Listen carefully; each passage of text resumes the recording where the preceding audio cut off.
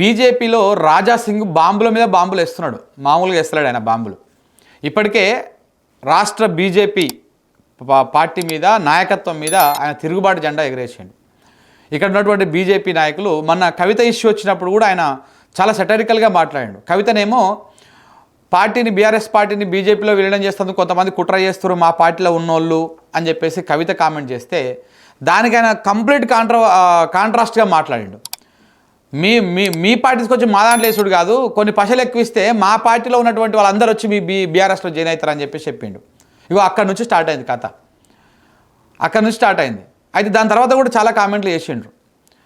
రాష్ట్రంలో బీజేపీ కాంగ్రెస్ ఒకటే అనేటువంటి విధంగా ఆయన వ్యాఖ్యలు చేసిండు. ఈ మాటలు బేసిక్గా మనం చాలాసార్లు మాట్లాడుతూ ఉంటాం. రాష్ట్రంలో కాంగ్రెస్ బీజేపీ రెండు జాతీయ పార్టీలు కలిసి పనిచేస్తూ ఉన్నాయి. ఈ రెండు అనుకూలంగా ఒకరికొకరు అనుకూలంగా పనిచేసుకుంటా ఉన్నారు, ఇచ్చిపుచ్చుకున్నటువంటి వ్యవహారంగా పనిచేస్తూ ఉన్నారు అని సేమ్ ఇవే వ్యాఖ్యలు రాజాసింగ్ చేసిండు. Goshamahal MLA, BJP MLA.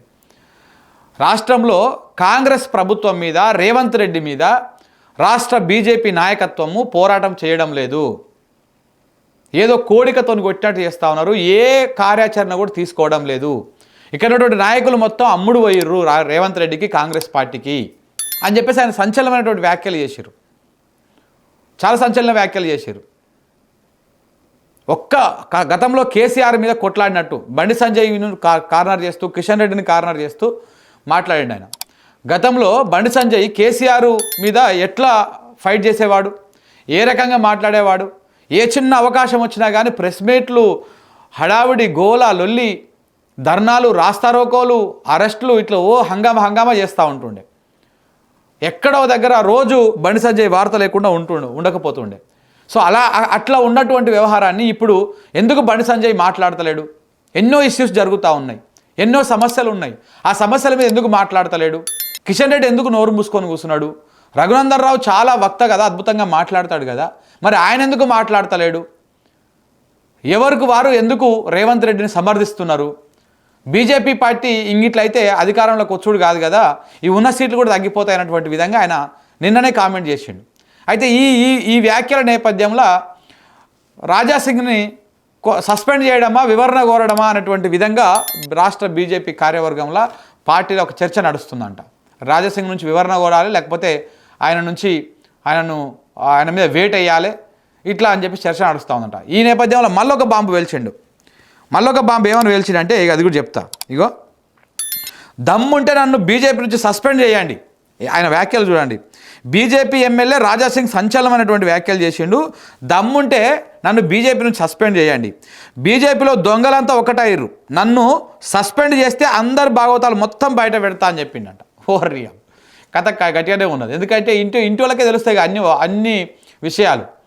నన్ను సస్పెండ్ చేసే దమ్ము ఉంటే మీరు ముందు సస్పెండ్ చేయరి, నన్ను సస్పెండ్ చేసినాక ఒక్కనొక్కని భాగవతం మొత్తం బయట పెడతా అని చెప్పేసి అంటున్నాడు. మరి ఏమున్నాయో వాళ్ళ భాగవతాలు బీజేపీ లోపల, మరి బీజేపీలో భాగవతాలు ఏమున్నాయో? రాజాసింగ్కు దగ్గర చాలా కథనే ఉన్నట్టు చూడబోతుంటే. ఇంకేమన్నాడు? బీజేపీలో దొంగలందరూ ఒకటైరంట. బీజేపీలో దొంగలందరూ ఒకటైరట. మరి దొంగలంటే ఎవరు? బండి సంజయ్ దొంగనా ఆయన దృష్టిలో? కిషన్ రెడ్డి దొంగనా? రఘునందన్ రావు దొంగనా? ధర్మపురి అరవింద్ గారు దొంగనా?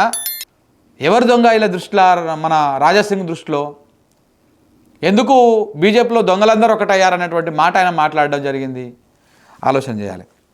ఇక రాజాసింగ్ పట్ల క్రమశిక్షణ చర్యలు తీసుకోవాలని, అతనికి నోటీసులు ఇవ్వాలని కూడా చర్చ జరుగుతూ ఉంది ఇప్పుడు. ఎందుకంటే అంతకుముందు మాట్లాడేటువంటి మాటల నేపథ్యంలో ఈ నోటీసులు జాంతానై నాకు నోటీసులు ఇచ్చుడు కాదు, నేను వివరణ ఇచ్చుడు కాదు, దమ్ముంటే మీరు నన్ను పార్టీకి సస్పెండ్ చేయరి అని చెప్పేసి ఆయన సవాల్ ఇస్తున్నాడు. ఇగో ఇది పెద్ద ముసలం లెక్క మారిపోయింది రాష్ట్రంలో బీజేపీ పార్టీలో. ఇప్పటికే బీజేపీ కింద మీద పడుతున్నది, ఎక్కడ స్కోప్ దొరుకుతలేదు. అంటే వీళ్ళకి కూడా స్కోప్ అవసరం లేదు, ఇప్పుడు ఫైట్ చేయరు వీళ్ళకు. ఈ కాంగ్రెస్ పార్టీ రాష్ట్ర అధికారంలోకి అయిపోయి ఇంకొక సంవత్సరానికి ఎన్నికలు ఉన్నాయనగా అప్పుడు వస్తారు వీళ్ళు. ఇక అప్పుడు రకరకాల మతాలను, కులాలను, దేవుళ్ళను అందరిని తీసుకొస్తారు, రోజుకొక దేవుని తీసుకొస్తాడు. ఇక బండి సంజయ్ దాంట్లో నిష్ణాతులు అనమాట, దాంట్లో ఎక్స్పర్ట్, దాంట్లో డబుల్ PhD పట్టాగిడి ఇవ్వచ్చు ఆయనకు. ఏది ఈ దేవుళ్ళను పెట్టుకొని రాజకీయం చేసే దాంట్లో. సో కాబట్టి ఇప్పుడు కొంత రెస్ట్ మోడ్లో ఉన్నారు. ఇప్పుడు అంతా ఏదన్నట్టన పోని, జనం ఎట్టన పోని, ఏమన్నా పోని, ప్రజా సమస్యల మీద పోరాటం చేసేది కాదు బీజేపీ పార్టీ ఫస్ట్ నుంచి కూడా అంతే. ఏదన్నట్టన పోని మనం మాత్రము ఇంకో ఈ రకంగా రాజకీయం చేద్దామని వీళ్ళు ఎన్నికల ముందే మత రాజకీయాలు, కుల రాజకీయాలు, ఒక కమ్యూనల్ అట్రాక్ట్ చేసేటువంటి రాజకీయాలను చేస్తూ ఉంటారు. సో కాబట్టి మరి ఇప్పుడు బీజేపీలో ఎందుకు కొట్లాడతలేరు అని చెప్పేసి రాజాసింగ్ మాట్లాడితే వాళ్ళు ఎందుకు కొట్లాడతారు? ఇప్పుడు ఈ ప్రభుత్వం ఉన్నన్ని రోజులు వాళ్ళకు లాభం జరగాలి. రఘునందన్ రావు గారికి ప్రభుత్వం మీద కొట్లాడితే 176 ఎకరాల అసైన్డ్ భూమి వచ్చునా? ప్రభుత్వంతో మంచిగా ఉన్నాడు కాబట్టి రేవంత్ రెడ్డి ఈరుడు సూర్యుడు అని పొగుడుతున్నాడు కాబట్టి ఆయనకు భూమి వచ్చింది. అది ఎంత పెద్ద రచ్చ అయినా, మీడియాలో ఎంత చర్చ అయినా మెయిన్ స్ట్రీమ్ మీడియా కవర్ చేయకుండా ఉండునా? ఒకవేళ మంచిగా లేకపోతే ఆ హంగామా చేస్తుండే. ఇవాళ ఎంత చర్చ అయినా కానీ కనీసం చర్యలు తీసుకుంటున్నారా? ఇటు బీజేపీ సపోర్ట్ చేస్తారు, అటు రేవంత్ రెడ్డి సపోర్ట్ చేస్తారు, ప్రభుత్వం సపోర్ట్ చేస్తారు. ఒక కమిటీ లేదు, ఏం లేదు. ఏదో తాత్కాలికంగా ఆ స్థానికంగా ఒక కమిటీ వేసేసి ఎంఆర్ఓ తోటి చేతులు దులుపుకున్నారు, అయిపోయింది. అందుకే ఇప్పుడు మరి రాజాసింగ్ రాజేసినటువంటి ఈ చిచ్చు ఇక్కడితో ఆగిపోతుందా, ఇంకా పెద్దగా అవుతుందా, ఏమవుతుందా తెలియదు. కానీ ఏదేమైనా రాజాసింగ్ ఒక బాంబు అయితే వేల్చిండు. బీజేపీలో దొంగలు ఉన్నారని, ఆ దొంగలంతా ఒకటైరని, ఒకవేళ నన్ను సస్పెండ్ చేస్తే ఈ నోటీసులు సస్పెండ్ చేస్తే మీ భాగవతం అంతా బయట పెడతాని.